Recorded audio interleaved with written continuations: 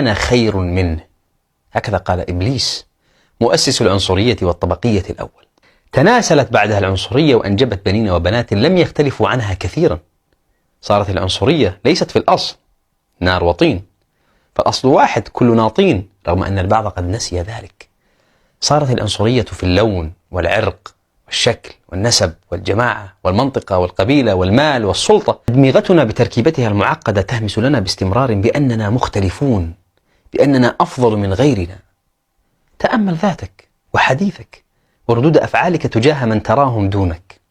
شاهد نفسك وأنت تنظر إليهم نظرة ازدراء، وترفض أن تصافح يده يدك، وتستاء عندما يخاطبك بلغة ليس فيها تبجيل لحضرتك.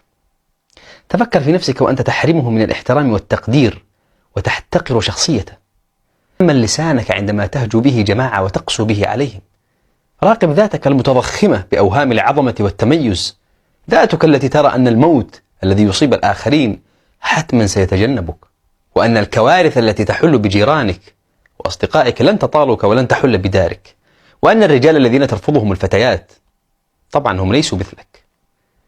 يا أيها الناس إنا خلقناكم من ذكر وأنثى وجعلناكم شعوبا وقبائل لتعارفوا إن أكرمكم عند الله أتقاكم. خطاب للبشرية من ربهم وخالقهم، واضح وصريح لا لبس فيه، وليس حمال أوجه، وليس فيه ما يدعو للنقاش والاختلاف. ميزان التقوى والصلاح هو المعيار الذي يوزن به الناس.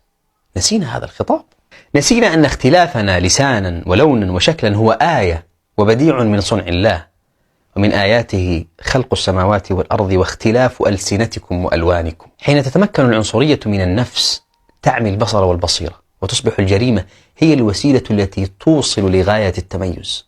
لا توجد مرحلة صراع منذ أن عرفت الحضارة الإنسانية نفسها إلا ووراءها نعرة عنصرية أو طبقية تريد أن تخضع الناس لسلطتها وهيمنتها.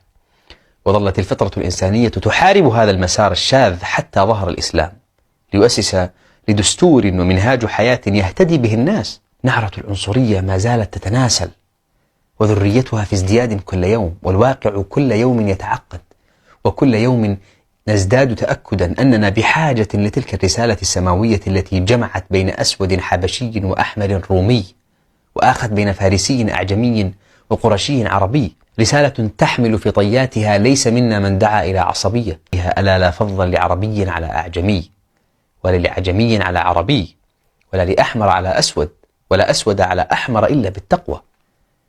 أي مجتمع أدركه الجهل تنخره العنصرية وحب التسلط. يا أيها الذين آمنوا لا يسخر قوم من قوم عسى أن يكونوا خيرا منهم، عسى أن يكونوا خيرا منهم. ما يدريك أنه عند الله خير منك؟ وفوق كل هذا نحتاج ذلك حتى نلقى الله بقلب سليم. سلام عليكم.